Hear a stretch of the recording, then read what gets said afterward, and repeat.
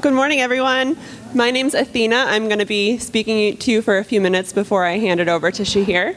I'm so excited to be here today, and I'm so excited about this year's conference theme of climate change.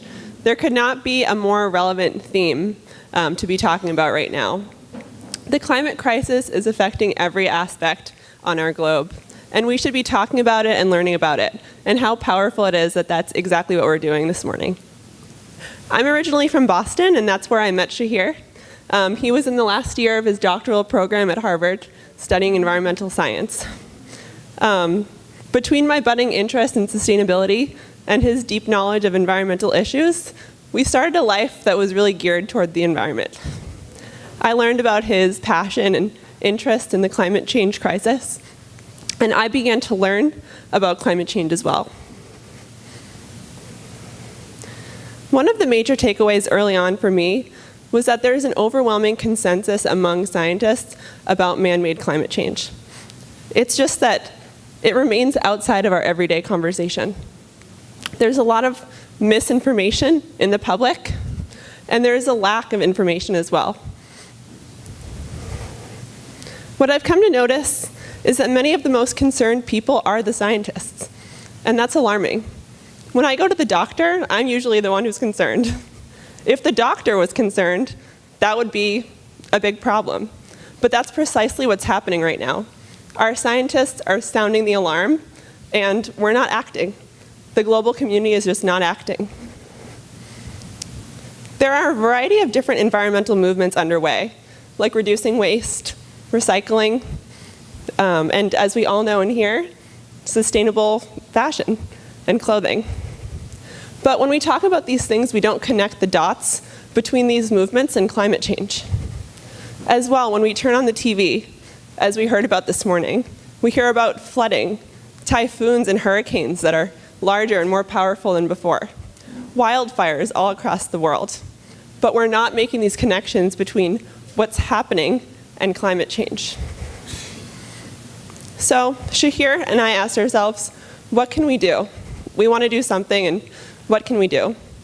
So about a year and a half ago, I received a phone call from Shahir. He was in Washington, D.C. at a climate conference, and I had just started my master's degree in education. It was like my first week, and I received a call, and he said, hey, how do you feel, what do you think if we take off next year and we cross the country and we do climate outreach and climate education? And immediately I agreed. I said, I think we should do that. I really do. And so that's what began our project, called On the Road for Climate Change. We crossed the country. Here you can see the map. We visited 36 states across the United States, talking to communities about climate change, trying to educate people what's happening. What is climate change? What is the science behind it? And what are some solutions? What can we all be doing? But we didn't just talk to people, we also listened. So we visited Native American reservations. We visited farmers across the Midwest. We visited communities who've been impacted by these major flooding events, by these wildfires. And we asked them, what have you noticed? What's your story of climate change? And we learned that it's already happening. People are already feeling the impacts all across the country. So our journey was really to educate and to inspire and to learn and share these stories, these on-the-ground stories of climate change. Shahir has worked tirelessly. Most of the time, 1 a.m. is an early night. He wrote a book trying to connect the science and communicate that to the public. He works tirelessly on this project and on this issue of climate change. And you can really tell his dedication and his passion through that. So he's going to take you across our journey and try to connect some of these stories that we heard and the science of climate change. So without further ado, I'll turn it over to him.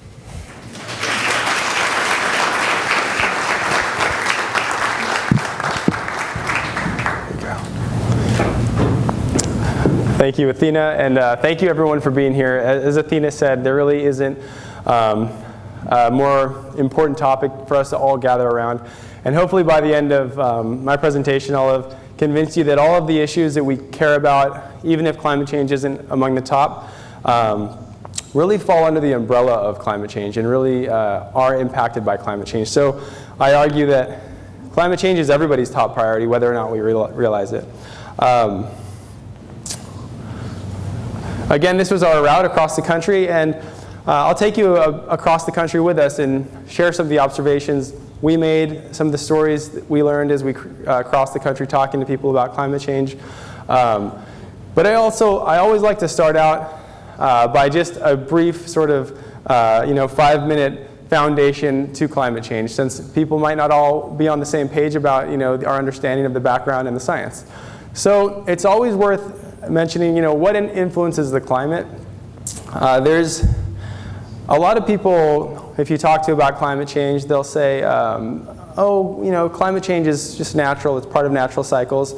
I actually prefer the term climate change acceleration, because that's really what we're talking about. And when people say that climate change is natural, they're actually right. Climate change is natural, and as I'll show you in a graph in a couple slides, the climate's always been changing. Temperatures have been going up and down long before we drove cars or had coal-burning power plants.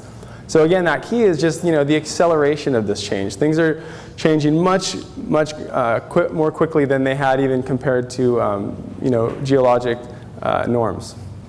So what are those natural drivers of the climate? I think it's worthwhile to start there. The Earth, it's well known that the Earth orbits the sun. But what's less known is that the shape of that orbit actually changes over time. Over thousands of years. In fact, the shape of the orbit around the sun will fluctuate from more circular to more elliptical and back again. But it does so in 100,000-year cycles, so extremely long cycles. It is very important for temperatures on Earth. It influences the climate, but it does so very gradually over literally thousands of years. Much too slowly to explain the rapid increase in temperature we've seen over the last 2 centuries, and more increasingly so over the last few decades.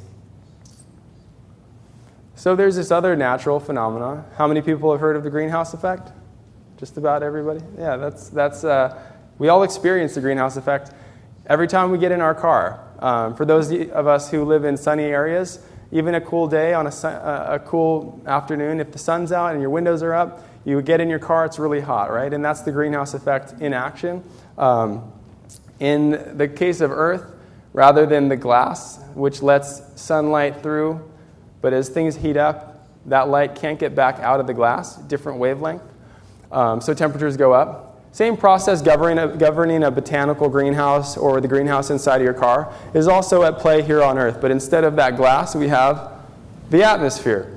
More specifically, we have greenhouse gases, which effectively serve as the same function as the glass. They let that sunlight through, but they don't let that outgoing radiation back out. And most people are surprised when I say, but we're actually really grateful for this greenhouse effect. Greenhouse effect has gotten a really bad name in recent history, but it's actually very fortunate we have it, because if we didn't have this greenhouse effect, we'd be sitting on a planet that's about 0 degrees temperature on average, a frigid, inhospitable, cold planet. We wouldn't all be here. So very grateful for the greenhouse effect, but we've all heard the expression, too much of a good thing is a bad thing. And that's really what we're talking about with climate change. That's what we're talking about with the greenhouse effect. An otherwise good process, but we're tinkering with it in a way that is bringing trouble to us. So it's too much of a good thing is what we're talking about with climate change. So this is a fairly well-known graph. Has anybody seen this before? The Keeling Curve, as it's called. So the first part of this is direct measurements of carbon dioxide over time. So this is about the last 150 years. Carbon dioxide was measured initially by Dr. Charles David Keeling. He ultimately won a Nobel Prize for his work measuring the climate, measuring CO2. I just finished my postdoctoral work. I haven't gotten my Nobel Prize yet, but hey, who knows? But we actually know that CO2 started rising much earlier than Dr. Keeling started measuring it, but around the 1800s. And this is ice core data that shows us this is when it really started to ramp up. The reasons behind this are no mystery to science. They're not poorly understood. They're quite well understood. It's that we've been digging underneath Earth's surface, digging up hydrocarbons, coal, oil, natural gas, which have been locked away for literally millions of years. And we're burning those and injecting CO2 into the atmosphere at a very, very high rate.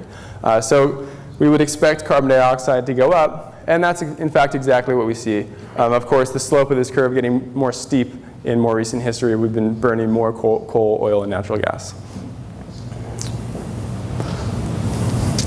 Now, this is not a graph-heavy presentation, I promise you, but this is a really important, just foundational graph that is really going to hopefully help you to understand why we're in such a critical time right now, and why Athena and I decided to put aside our work to really pursue unpaid work for this year and just go across the country talking to communities about climate change, and why many other scientists are up in arms and very, very worried about this issue, among the most worried populations, as Athena mentioned. So what we're looking at is carbon dioxide and temperature going up and down. This is actually 400,000 years ago on the left, and then this is the present day on the right. What we see is, well, the first thing off the bat was we see that climate change is natural, right? I mean, the temperatures have changed for quite a long time. Again, before we were driving cars and emitting carbon dioxide. However, there's a couple other important things. We also see that CO2, carbon dioxide, and temperature, they go hand in hand. When one goes up, the other goes up. When one goes down, the other goes down. Now that's consistent with our understanding of the heat trapping nature of carbon dioxide, but it's nonetheless reinforcing to see it here in the data. Now, a really important thing is you'll notice there's some regularity here. About every 100,000 years or so, we get to a new carbon dioxide temperature peak. Now, what's driving this? This is similar time scale of those gradual planetary cycles we talked about, which are important for governing temperatures on Earth, for influencing the climate. They create ice ages every now and then, and they get us up to higher temperatures about every 100,000 years. Now here we are by the 1950s. Carbon dioxide is as high as it's been, at least pretty similar to these prior 100,000-year maximums. Now by 1950, we're pushing it a little bit. We're a little higher than some of these prior peaks, but not too much. It's what's happened since 1950 that has myself and Athena on the road for climate action and many other people concerned about climate change. And that's where carbon dioxide is today. In just the last 70 years, we have taken what is a maximum CO2 peak, and we've increased it by about 45% in just 7 years. So what took literally thousands of years to change these peaks has changed in just a 70-year period. So we went from here to here in probably over several thousand years. We went from here to here in just 70 years. What's going to happen to that red line of temperature as CO2 remains up here but actually continues to go up? That's really every climate modeler's project. That's any climate scientist's best estimate, and it's really, quite frankly, I don't exaggerate when I say, and many people have also said this, that we quite literally are conducting a global experiment. And we don't know exactly what's going to happen. But all sort of science is pointing to the obvious, which is as CO2 goes up, temperature goes up. And in fact, we're starting to see some of that play out right now. So what will happen to temperature? In the last few decades, we've started to see a really sharp increase decade after decade of temperature. And as things started to stabilize in 2012, according to many politicians, this period was referred to as the global warming hiatus because temperatures seemed to be sort of plateauing for a few years. Meanwhile, carbon dioxide was going up. We saw a lot of debate on the congressional floor in Washington, D.C. Well, a few years later, we saw what happened. Temperatures have just continued to soar. Now, we started our project on the road for climate action out west. And the story of climate change out west, Nevada, Utah, Arizona, California, is pretty similar around that region. It's increasing drought. You know, these areas are already drought prone. They're already fire prone. But what we're starting to see is an exacerbation of droughts. We're starting to see more intense droughts. The water levels in our major reservoirs are down 60%. We're seeing enormous wildfires break out, each year breaking a prior record of the year before.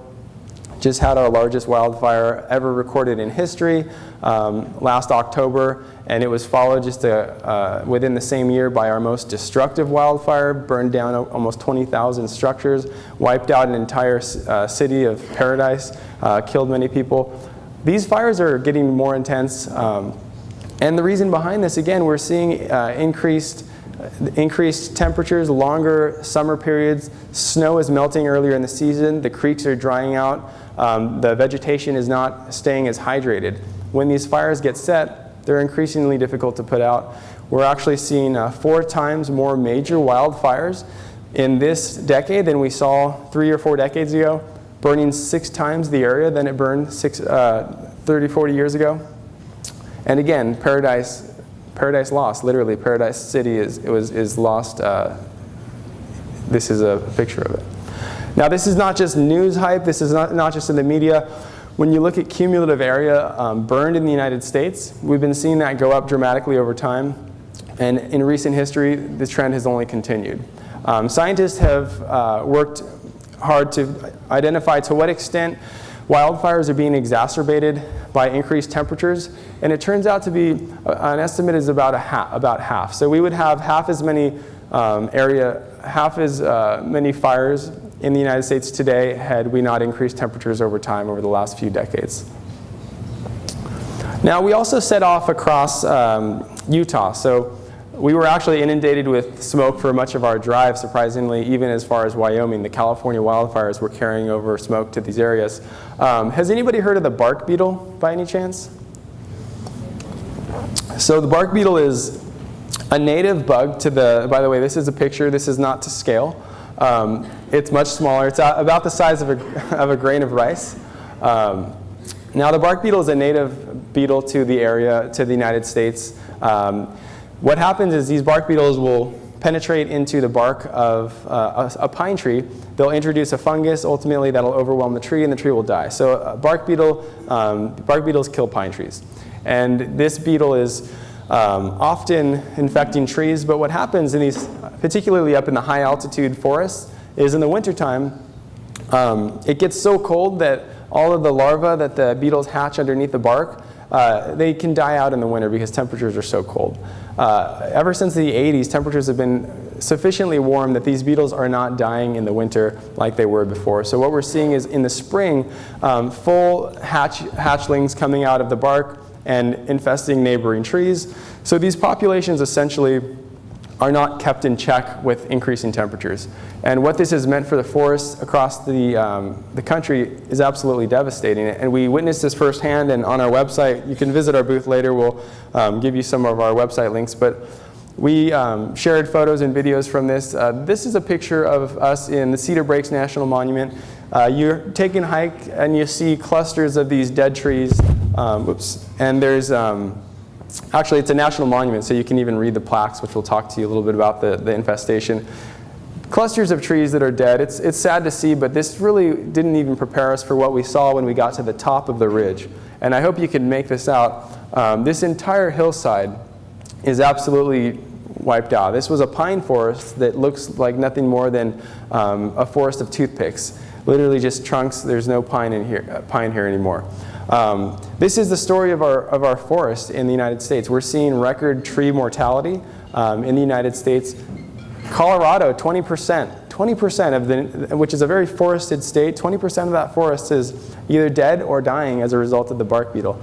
And this all comes full circle when we talk about wildfires. Think about all the fuel we have here now to launch a major catastrophic wildfire.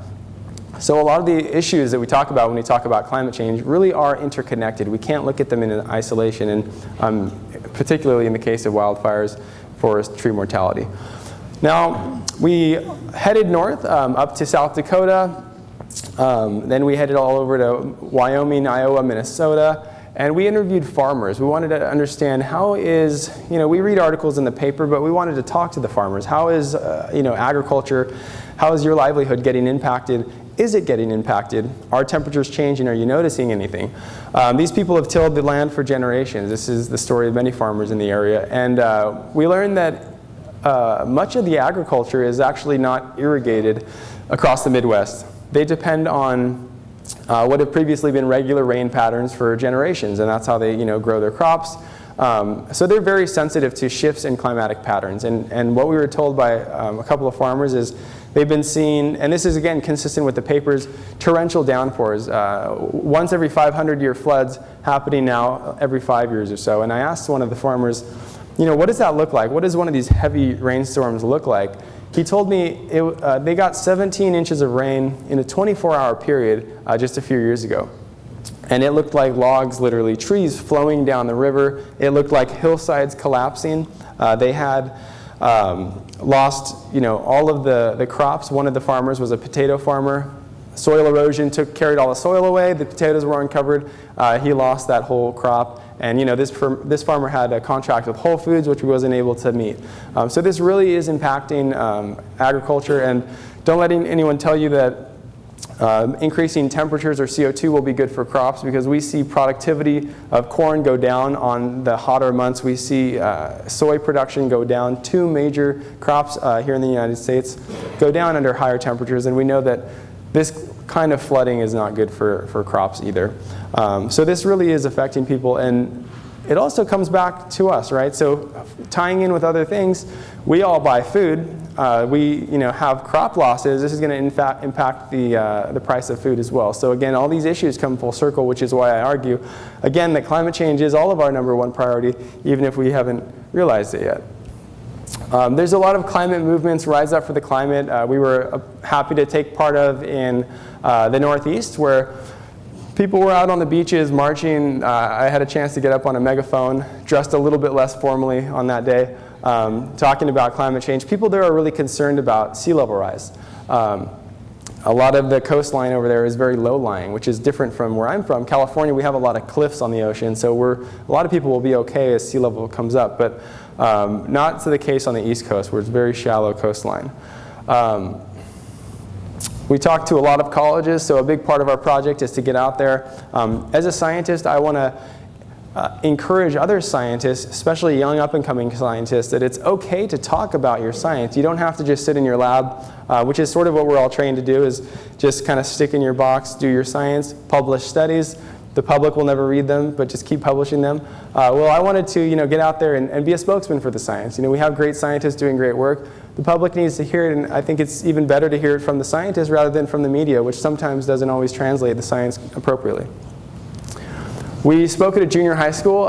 It's always fun talking to kids, and in fact, I had this presentation planned out, my full presentation, but I started off the first question asking the children, do you think the planet is healthy? Do you think it's in good shape right now? And one of the kids raised his hand and said, the planet's not healthy because we're burning coal and oil, which is releasing greenhouse gases into the atmosphere and heating up the planet. And I thought, well, there goes my whole presentation. So that was encouraging, made me feel a little bit better about who we're leaving our planet to. These kids were motivated. We also visited the White House. We talked to our own congressman, former congressman in Orange County, California, about climate change. Gave him a copy of my book. This politician is actually notorious for being sort of what you would call, I guess, for lack of a better term, a climate denier. And so I don't know if he ever opened my book or read my book, but he owns my book, so, unless he gave it to somebody or burned it. So elsewhere across the globe, there's a famous calculation, we're talking about sea level rise, famous calculation that if the Greenland ice sheet were to melt, it would raise sea levels by, does anybody know? About 20 feet. So 6 to 7 meters for the for the metric system. So that's enough to inundate this whole Florida tip, southern Louisiana, New Orleans. These places all go underwater under 20 feet. Where I'm from, sort of close to Newport Beach, it also goes underwater. We're not talking about this happening tomorrow or in a year or even in 10 years, but we are seeing record melting in the Arctic, the Antarctic, and Patagonia, up in the Greenland ice sheet area. So we're seeing record melting, and when we talk about climate change, we should be very concerned, not just with this year and next year, but about the longer term. And it's extremely alarming, particularly as these ice sheets melt.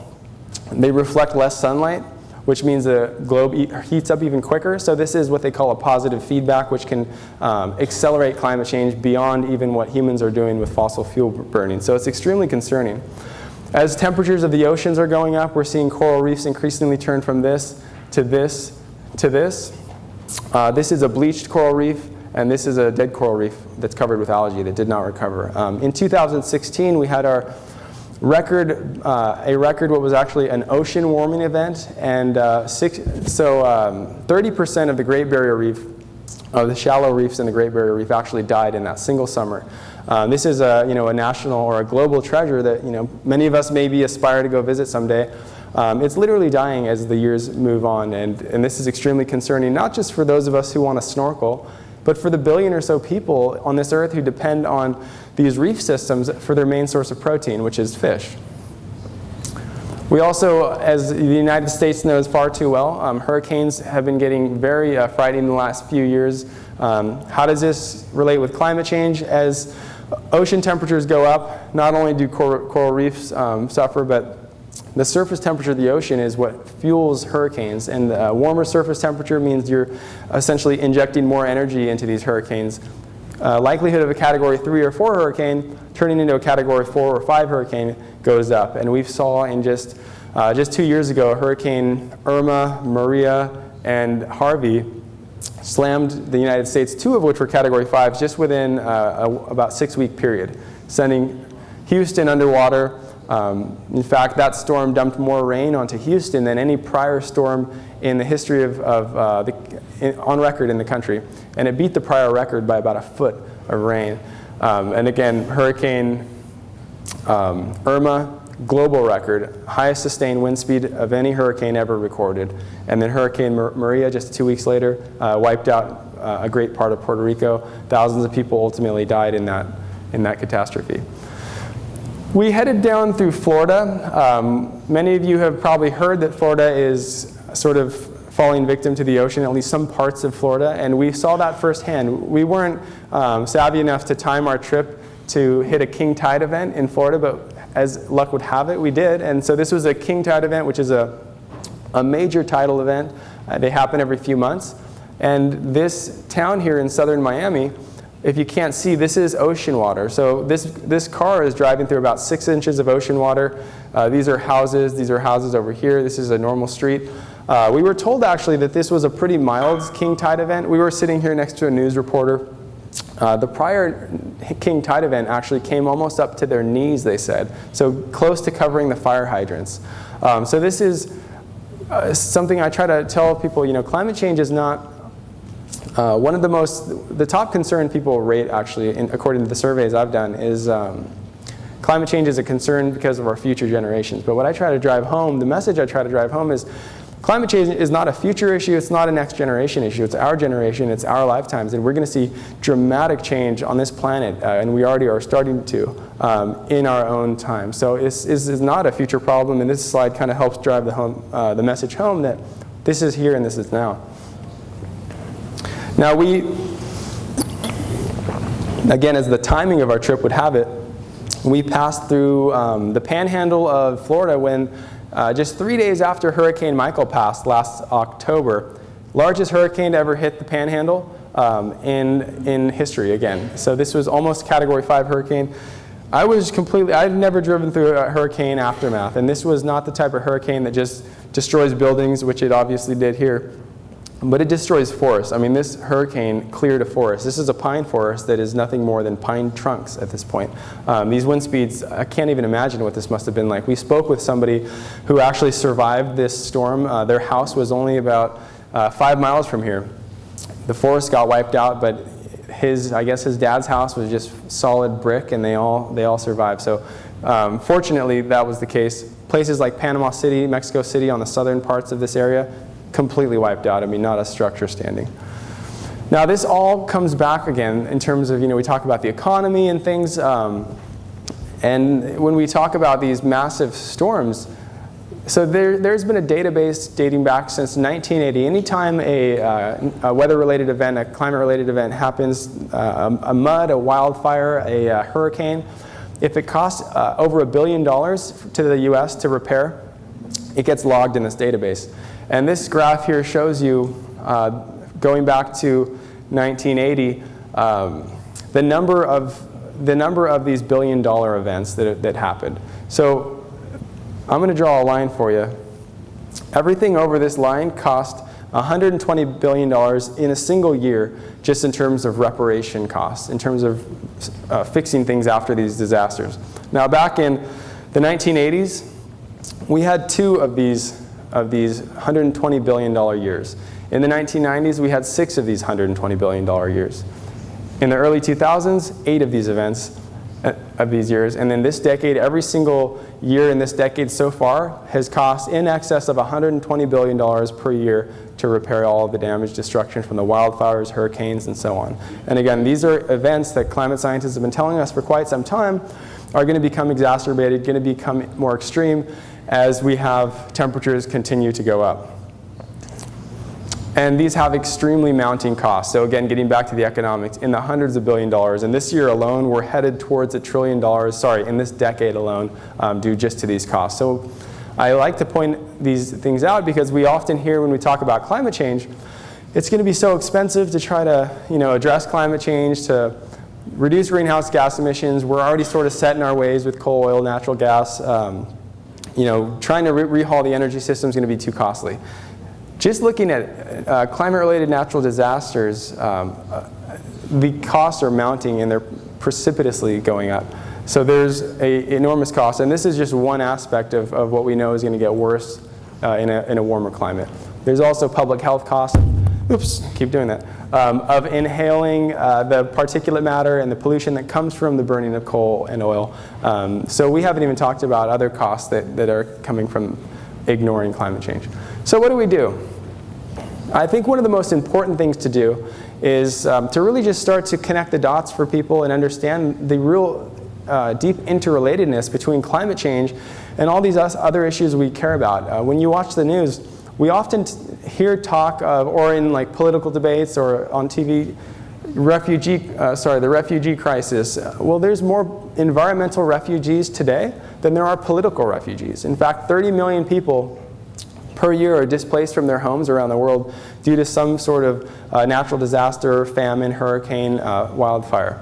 30 million people, that's about 1 person per second. Well, the economy we know is very tied to climate change, as I just pointed out. War and conflict. As we have areas come under increased water stress, as we have agriculture get disrupted, this is not going to be good for political tension. As we have more populations moving across borders due to these major famine, wildfire, different kinds of events, this is going to lead to less political stability, not more political stability. And then homelessness, if you lose your home, of course, due to a hurricane, you're homeless. And in terms of jobs, there's a beautiful future that we have in a green economy. In the United States alone, 20% of the 6.5 million construction workers are actually employed by the energy efficiency sector. So there's really a bright future going forward if we choose to pursue the green economy. I always encourage voting, but I don't say vote one party versus the other. I always just say vote with the earth in mind, because the earth and the planet, the climate, are not dissimilar to our own well-being. We're very connected, so when we vote for preserving the climate, we vote for conserving all of the values that we care about, all the issues that we care about. And also vote with your dollar. And this is where sort of this conference comes into play, and Garshan and Shaw and all of the other people I've had so far the chance to meet, and I can't wait to meet more of you, who are in this secondhand clothing market and business and reused textiles. I mean, this is something that is phenomenal, because every product that we have, and this is the focus here, right, is reuse, recycle. Every product, shirts and garments that is created, there's an energy footprint with that, and that's where we come for full circle back with climate change. Is still 60% of the electricity, 40% of the electricity around the globe is still coming from coal. And that's not even considering natural gas. Just coal alone. A lot of greenhouse gas emissions from electricity production. And every factory that's using electricity, there's an air pollution footprint associated with the production of the clothing, everything that we look around that's not natural is an energy footprint associated with that. So when we reuse our garments, when we recycle things, we are saving a lot of energy, and we are contributing to the solutions that are going to help get us on a path to address climate change. So really excited that the theme of this conference is climate change. So important. Everybody in here is doing great work. I look forward to meeting more of you. And there's also walking the walk in other ways, such as if anybody's in the market for a new car, electric cars are a good thing. There's been some confusion about whether or not they're better than gas cars because electricity still comes from fossil fuels. They are, when you look at the life cycle, they're better than gas-burning cars. I actually, in my book, I have a whole chapter on this issue. There's also eating lower on the food chain. Tends to be way better for the environment. In fact, most people don't realize it, but about as much greenhouse gas comes from the livestock sector as comes from the entire transportation sector. So livestock is associated not only with energy inputs from feeding cattle, all the grain and all the fertilizer and all that, but also agriculture produces greenhouse gases that are even methane and nitrous oxide, much more powerful than carbon dioxide. So when you look at the whole greenhouse gas emissions, agriculture is huge and livestock is extremely large. So eating lower on the food chain, more fruits, vegetables, nuts, things like that, actually better for the environment and better for your, and better for your body. So it's actually a good synergism there. It's healthy for you, healthy for the planet. It doesn't mean you have to be a vegan or vegetarian to make a difference. Simply eating less meat offers a proportionate benefit to the environment and to yourself. So this is something I encourage. And we're all familiar with home energy use. Try to not blast your AC all winter. Maybe get solar on your roofs. How many people compost? I'm just curious. It's nice to see that fraction kind of going up with time. If you're a science geek like me, composting is really fun. I think even if you're not, it's really fun. You get to see all your food waste turn into soil, which you plant in your garden. And then you see little tomato plants pop up where you never planted them because the seeds were in your compost. A lot of fun. So this is actually also, while I'm on this note, one of the benefits here is actually you're not shipping all this heavy, wet food waste to the landfill each day. You're just keeping it in your backyard. You mixing it with your yard trimmings and leaves and things like that. So that's a lot of gasoline that isn't being used to haul this heavy waste. And if everybody did this, this would be a lot of weight that we're not transporting via gasoline all the way to the landfill. So easy to do, really fun to do, and you don't have to pay for fertilizer for your garden, which is kind of nice. And then learn and share and learn and share. I think one of the most underrated things we can all do to help on this issue is just to continue talking about it, or talk about it, period, if you just haven't started talking about it. Because we don't solve problems that we don't talk about. And the more we can learn about climate change, the science about climate change, and then share that with others, we're having a great impact. And social media is a great way to do that. I know we all like to share fun things on social media. But there's also an opportunity there to share important pieces of news. The news article about the Arctic melting in the dead of winter. I think these are the headlines that people need to start seeing in Facebook, Instagram. These are actually ways that we can do that. To this end, as was mentioned, I wrote a book. It's at the table. It's called Beyond Debate, Answers to 50 Misconceptions on Climate Change. The goal here was to write a book for the public, for the everyday person to pick up and read, that addresses all of those misconceptions that we often hear about. Maybe we don't even realize that they're misconceptions about, climate change is natural. Well, is it, isn't it? Is agriculture going to benefit from warmer CO2? So I took this opportunity to look at the science, write 50 short chapters to explain 50 of these common misconceptions. And I wrote it like a field guide, so you don't have to read it in order. You can kind of flip through it as you want, because we all have busy lives. So that was the idea. And reading, sharing, I just think is so important. Again, they're available at our booth after the talk. And thank you very much. This really was a pleasure to be here today. And I look forward to meeting more of you. Thank you. Thank you.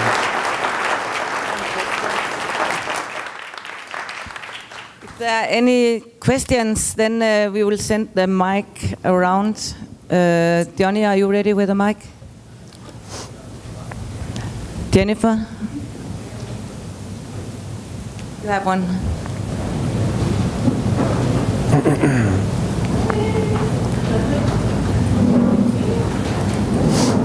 Johnny, come up and get this one. Yeah, first, thank you for the presentation. It was very informative and interesting to listen to. I wonder if you have a take or an opinion about the Green New Deal that is debated a lot these days. Sure. I would like to hear that if you have. Yeah, so I think that, so the Green New Deal is talked about quite a lot in the US. I'm not sure how it's talked about elsewhere. If you read through the Green New Deal, there's actually a lot of, aside from the climate and the renewable energy, it's a pretty nice deal. I mean, they talk about reducing the income gap between the top 1% and the lower income communities, protecting clean water, clean air. So there's really nothing that is, these are all things that I think we can all agree on that are good. I think you get some pushback when in the Green New Deal, it talks about going to zero or 100% renewables within 12 years. And some people say, oh, that's way too unrealistic. My perspective is, it's ambitious, but we should be ambitious. And it's probably the only proposal we've seen that's actually at the scale of the problem, right? So we need ambitious proposals at this point because we've dragged our feet for far too long. Now, maybe we don't get there with the Green New Deal. Maybe let's say we do set a 12-year mark, extremely ambitious. Let's say we miss the mark. Hey, we probably got into a good place trying to get there. And if you shoot for the stars, you'll land on the moon, right? So I think that these are the kinds of things that we need to start seeing. And one of the good things that's come from the Green New Deal is we had a Republican sort of counter in Washington come up with the Green Real Deal, which was still a climate-related deal, and it has the Republican Party talking about climate change too. And it's getting green energy and climate change talked about a lot right now. So I think it's a good thing. Yeah. Thanks.